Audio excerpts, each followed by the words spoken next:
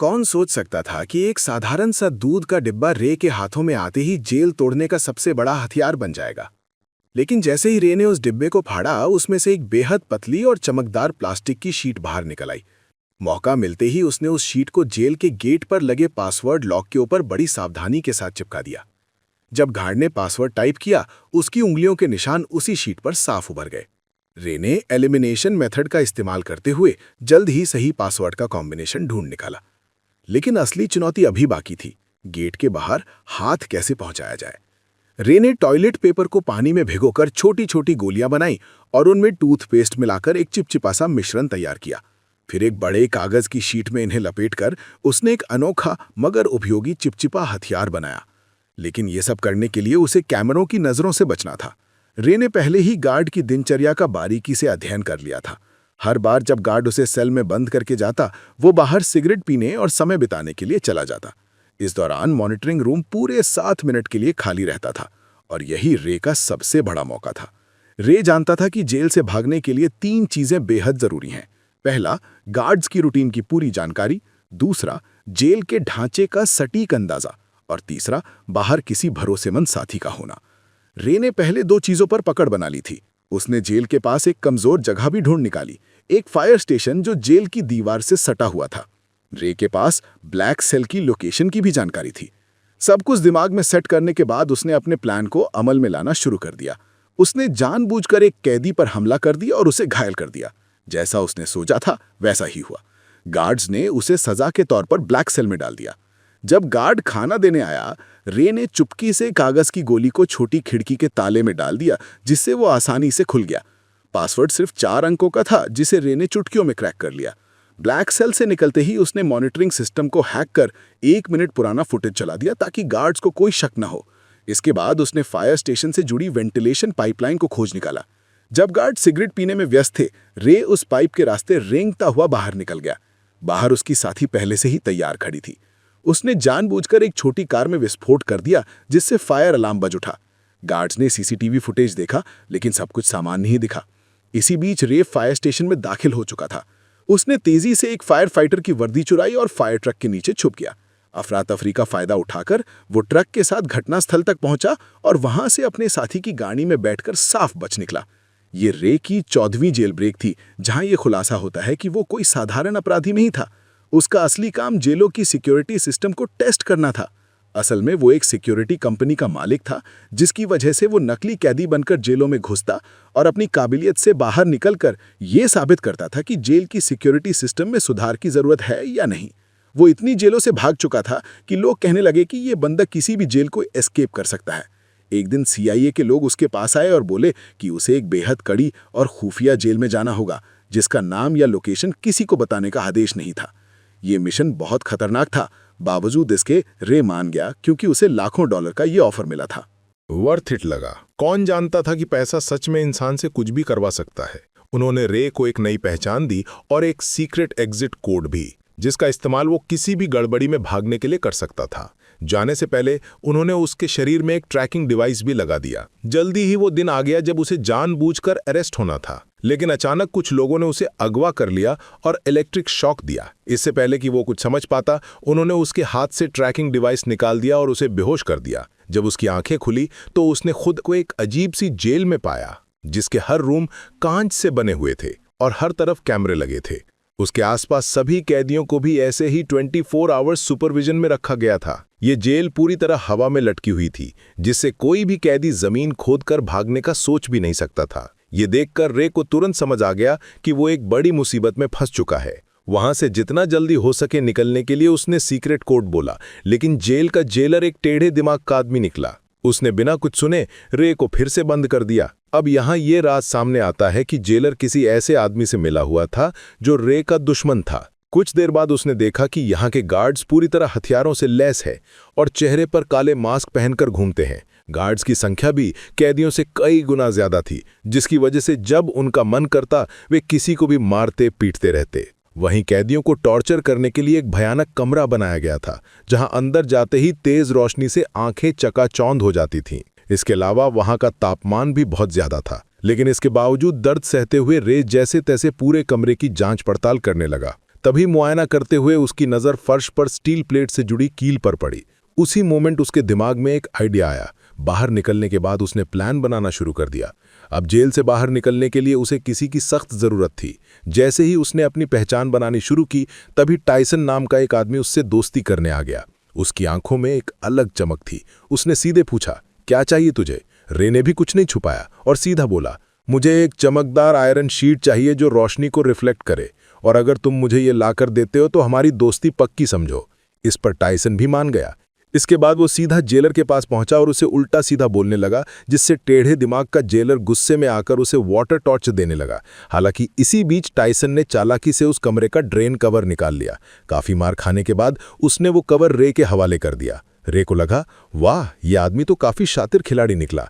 Tyson से Impress होकर उसने अपनी असली पहचान बता दी कि वो एक जेल ब्रेकर है। इसी के साथ उसने अपना एनालिसिस भी बताया कि इस जेल का स्ट्रक्चर वर्टिकल है, जिसका मतलब ये जेल अंडरग्राउंड में बनाई गई है। दरअसल जब रे टॉर्चर रूम में था, उसने जमीन के नीचे से पानी की आवाजें सुनी थीं, जिसका मतलब वहां एक पानी की पाइपलाइन मौजूद हो सकती है जो उन्हें भागने का रास्ता दे सकती है। इस सब के बाद टाइसन ने जानबूझकर जेल के गुंडे मार्को ब्रदर से पंगा ले लिया। उधर रे ने एक रोटी को हथेली में छिपा लिया। फिर जैसे ही मार्को के आदमियों ने जेल में मारपीट मचाई, प्लान के मुताबिक दोनों को टॉर्चर रूम में डाल दिया गया। वहां पहुंचते ही रे ने फौरन ड्रेन कवर निकाला और उसकी रिफ्लेक्शन से कीलों पर फोकस डाला। देखते ही देखते हाई टेम्परेचर की वजह से वे कीलें पिघलकर बाहर निकलने लगीं और कुछ ही सेकंड में उसने सभी को निकाल लिया। फिर उसने रोटी का टुकड़ा मुंह में डालकर टाइसन को इशारा किया ताकि वह गार्ड का ध्यान अपनी तरफ खींच सके। इसके बाद टाइसन ने अपना काम शुरू किया, जिससे जेलर का ध्यान उसकी तरफ चला गया। वहीं रे ने तुरंत गीली रोटी को सीसीटीवी कैमरे पर चिपका दिया ताकि अंदर की फुटेज दिखाई न दे। फिर वह फ्लोर से नीचे उतर गया और पाइपलाइन में चढ़ते हुए आगे बढ़ने लगा। लेकिन बदकिस्मती से रास्ते में गलती से एक तार टूट गया, जिससे पानी बाहर आने लगा। आखिरकार जब वह ऊपर पहुंचा तो उसके पैरों तले जमीन खिसक गई, क्योंकि यह जल जमीन के नीचे नहीं बल्कि समुद्र के बीचों बीच पानी की एक विशालकाय शिप में थी, जहां से भागना लगभग नामुमकिन था। इसी बीच पानी लीक होकर जेल के अंदर भरने लगा, जिसकी वजह से टॉर्चर रूम के कैदियों को रिहा कर दिया गया। खुशकिस्मती से रे गार्ड्स की नजरों से बचकर समय पर वापस आ गया। हालांकि दूसरी ओर एक नई मुसीबत उसका इंतजार कर रही थी। दरअसल जेलर को फर्श पर छोड़ी गई कीलें मिल गईं, जिससे वह समझ गया कि रे ने जेल तोड़ने की कोशिश की है। इसके बाद उसने तुरंत एक आदमी को कॉल लगाया, जहां यह राज खुला कि रे को इस जेल में फंसाने वाला कोई और नहीं बल्कि उसका बिजनेस पार्टनर लेस्टर निकला, जिसने कंपनी के लालच में आकर यह साजिश रची थी। अब अगले दिन किसे पता था कि रे कैप पर टॉर्चर के बादल मंडराने लगेंगे। जब जब वह सोने की कोशिश करता, गार्ड्स उसे जगा देते और इसका फायदा उठाकर उसे खूब मारते पीटते भी थे। ऐसे ही कई दिन बीत गए। रे पूरा दिन बेहोशी और थकान में रहता। आखिरकार उसकी हालत देखकर गार्ड्स उसे रोज मेडिकल रूम ले जाने लगे। कितने जख्म, कितनी दर्दनाक यादें, कितनी टूटी उम्मीदें, फिर भी वह अपनी लड़ाई लड़ता रहा। डॉक्टर भी उसे देखकर दंग रह जाता था। कुछ दिनों बाद टॉर्चर का सिलसिला खत्म हुआ और उसने फिर से प्लान बनाना शुरू कर दिया। दरअसल खाना खाने के बहाने वह टेबल के नीचे चोरी छिपे एक डायरेक्शन बताने वाली डिवाइस बनाने लगा। इसी दौरान उसने मार्को से मिलकर उसे अपनी टीम में शामिल कर लिया, जिसके बाद तीनों ने मिलकर एक ताबड़तोड़ प्लान बनाया। प्लान के हिसाब से मार्को भाई ने जेलर से झूठ बोला कि मेरे पास खुफिया जानकारी है जो मुझे डेक पर जाकर पहुंचानी है। यह सुनते ही जेलर ने उसे डेक पर जाने की परमिशन दे दी। अब वहां पहुंचते ही मार्को ने डायरेक्शन डिटेक्टर से मेजर करना शुरू कर दिया, मगर रे के लिए इतना काफी नहीं था। उसने नोटिस किया कि फ्लश करते वक्त पानी घड़ी की उल्टी दिशा में घूम रहा था। अब सारे डेटा का एनालिसिस करने के बाद उसने निष्कर्ष निकाला कि वे अभी नॉर्दर्न हेमिस्फीयर में है। फिर एक नए आए कैदी से पूछने पर पता चला कि अभी नवंबर का महीना चल रहा है। इसके बाद रे ने अपने बॉडी टेम्परेचर को ध्यान में रखकर अनुमान लगाया कि वहां का तापमान जरूर मोरक्को तट के आसपास का होगा। इतनी मशक्कत के बाद आखिरकार अंत में जाकर उन्होंने क्लियर लोकेशन का पता लगा ही लिया। हालांकि लोकेशन पता होने के बावजूद वे वहां से निकलते भी तो कैसे। तभी टाइसन ने कहा कि अगर हम किसी तरह बाहर मौजूद मेरे आदमियों तक मैसेज भेज दें तो हमें यहां से निकलने से कोई रोक नहीं सकता। उसकी बातें सुनकर रे को लगा कि इस जेल का डॉक्टर शायद उसकी मदद कर सकता है। उसके बाद उन्होंने एक प्लान बनाया, जिसके मुताबिक टाइसन ने जानबूझकर रे पर हमला कर दिया ताकि वह डॉक्टर के पास जा सके। ऐसे ही कई दिनों तक रे बीमार होने का नाटक करके रोजाना डॉक्टर के पास जाने लगा। डॉक्टर को भी रे का दर्द बर्दाश्त नहीं हुआ और वह उसकी मदद करने के लिए तैयार हो गया। अब यहाँ यह खुलासा होता है कि दरअसल डॉक्टर भी यहाँ उम्र कैद की सजा काट रहा था, इसलिए उसने रे को उसके परिवार से मिलाने का वादा किया, जिसके बाद उसने गुप्त रूप से रे का मैसेज टाइसन के आदमियों को भेज दिया। सारी तैयारी हो चुकी थी, तभी रात को जेलर ने देखा कि रे दीवार पर कुछ टैप कर रहा है। असल में यह मोड स्पॉट था, और जब जेलर ने इसे डिकोड किया तो लिखा मिला कि कल सुबह सी ब्लॉक में दंगा होने वाला है। यह पढ़कर जेलर के पसीने छूटने लगे। उसने तुरंत सी ब्लॉक में 3 गुना सिक्योरिटी बढ़ा दी। अब उसे कौन बताता कि यह तो रे का मास्टर स्ट्रोक था। असली दंगा तो उसके अपने ब्लॉक में होने वाला था, जहां सिर्फ 2 गार्ड्स ही बचे थे। जल्दी ही अगली सुबह 2 गैंग्स आपस में भिड़ जाते हैं। इस हंगामे का फायदा उठाकर रे, टाइसन और मार्को वहां से भाग निकलते हैं। तभी भागते भागते रे कैमरे के सामने आकर जेलर को चिढ़ाता है। गुस्से में आकर जेलर सभी गेट्स बंद करवा देता है। फिर तीनों पाइपलाइन के रास्ते से जेल की छत की तरफ चढ़ते हैं। जब वे डेक के बिल्कुल पास पहुंचते हैं तो उनका रास्ता एक इलेक्ट्रॉनिक गेट से बंद हो जाता है, जिसे खोलने का बस एक ही तरीका था, पूरी जेल का पावर ऑफ कर देना। यह जोखिम भरा काम उन्हें वापस पकड़वा भी सकता था। वहीं दूसरी तरफ जेलर ने मोशन डिटेक्टर के जरिए उनकी लोकेशन ट्रेस कर ली और सारे गार्ड्स उनके पीछे लगा दिए। तभी भागते दौरान मार्को को गोली लग जाती है। वह समझ जाता है कि उसका जिंदा बचना मुश्किल है, इसलिए वह अपने साथियों को भागने को कहता है और खुद अकेले गार्ड्स को रोकता है। जैसे तैसे रे नीचे पावर रूम तक पहुंचकर पूरी जेल का पावर ऑफ कर देता है और ऊपर गेट खुलते ही टाइसन तुरंत डेक तक पहुंच जाता है। खुशकिस्मती से वहां हेलीकॉप्टर भी पहुंच चुका था, लेकिन टाइसन के मजबूत इरादों की वजह से वह रे को अकेला छोड़कर भी जा नहीं सकता था। उसने मशीन गन उठाई और सामने आने वाले गार्ड्स पर गोलियां बरसानी शुरू कर दी। वहीं दूसरी तरफ रे छुपकर एक पानी के बड़े टैंक में घुस गया, जहां उसे ढूंढ पाना मुश्किल था। यह देखकर जेलर ने आदेश दिया कि शिप को तुरंत रीस्टार्ट करो। इससे जिस पानी के टैंक में रे छुपा था वह अपने आप फ्लश होने लगा और रे सीधा समुद्र में गिर गया।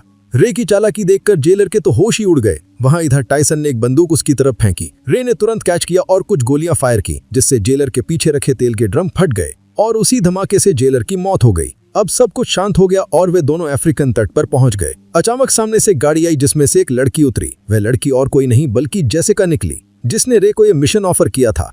तब रे को पूरी बात समझ आई, यह पूरा प्लान डैसिन की बेटी का था। दरअसल जेसिका ने अपने पिता को बचाने के लिए उसे जेल में भिजवाया था और रे की चालाकी से उसे बाहर भी निकलवा लिया। आखिरकार रे के चेहरे पर एक प्यारी सी मुस्कान खिल उठी और ऐसे ही संघर्ष और हार न मानने के जज्बे से वे लोग अपने परिवारों से वापस मिल सके। यही मुलाकात इस खूबसूरत फिल्म का अंत बन गई। तो दोस्तों, आशा है आपको कड़ी मेहनत और उम्मीद से भरी ये मूवी पसंद आई होगी। अगर पसंद आई है तो प्लीज नीचे दिख रही इन वीडियोस को भी जरूर देखें और वीडियो को लाइक करके चैनल को सब्सक्राइब कर लें, ताकि आपको और भी मूवीज देखने को मिल सके।